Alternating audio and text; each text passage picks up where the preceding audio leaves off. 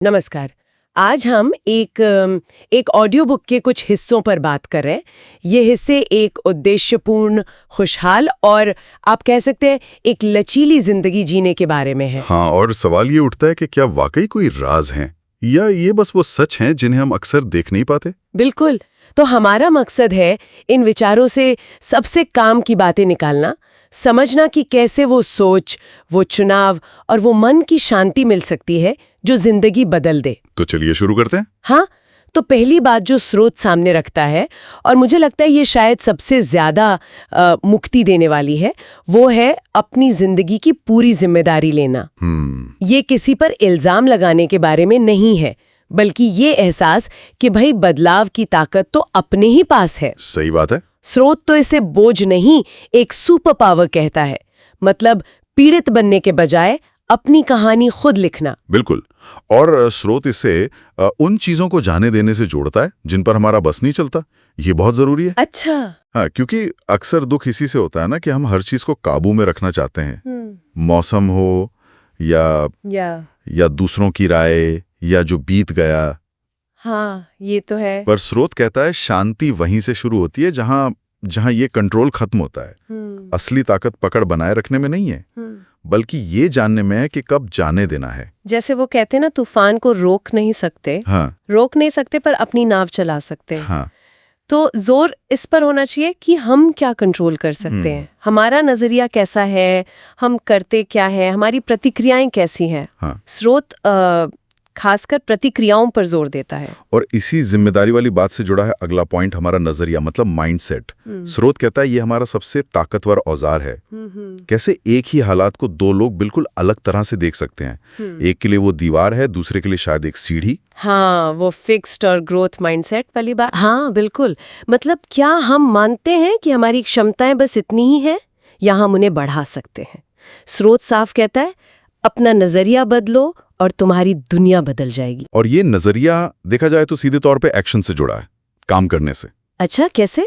स्रोत इस बात पर बहुत जोर देता है कि सही पल का इंतजार करना वो एक बड़ा जाल है। हाँ, वो तो हम सब करते हैं कभी ना कभी। बिल्कुल। और अक्सर ये जो टालमटोल है या परफेक्शन की चाहत, वो असल में डर का ही एक रूप होता है। स्रोत याद दिलाता है कि भाई कुछ करना परफेक्शन से कहीं बेहतर है। यानी बस शुरुआत कर देना। हाँ, चाहे वो परफेक्ट ना हो, वो अपूर्ण कार्रवाई जरूरी है। स्रोत कहता है असफलता दुश्मन नहीं है, दुश्मन है कुछ न करना। फेलिंग फॉरवर्ड जैसा कुछ। एग्जैक्टली। फेलिंग फॉरवर्ड मतलब हर असफलता से सीखो और आगे बढ़ो।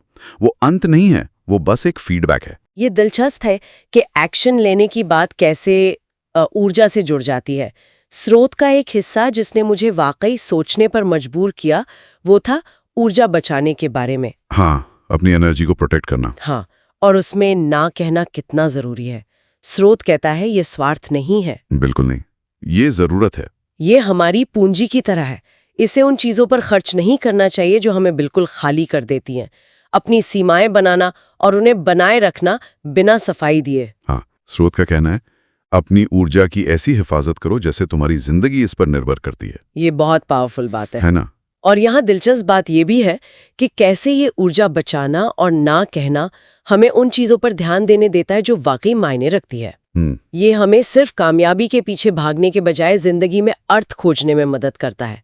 मतलब सच्ची संतुष्टि इस बात से नहीं मिलती कि हमने क्या हासिल किया, बल्कि इससे मिलती है कि हम वो क्यों कर रहे हैं। अपने मूल्यों के हिसाब से जीना वो ज्यादा जरूरी है। स्रोत ये पूछने के बजाय कि मैं आगे कैसे बढ़ सकता हूँ, ये पूछने को कहता है कि मैं क्या दे सकता हूँ। वाह, ये तो सोचने का पूरा नजरिया ही बदल देता है। हाँ।